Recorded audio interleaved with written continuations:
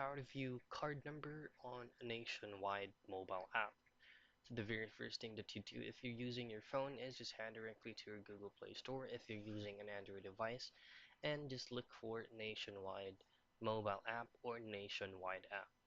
Now once you have downloaded the app, make sure that you have installed it and just logged into your username and password.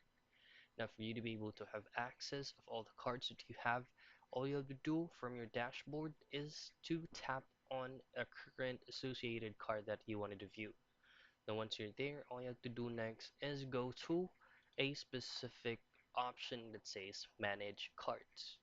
Now once you're on manage cards, then all you have to do next is to choose on the specific card which what you would like to view. And that's it. That's very easy to do. That's how you view your card number on a nationwide mobile app.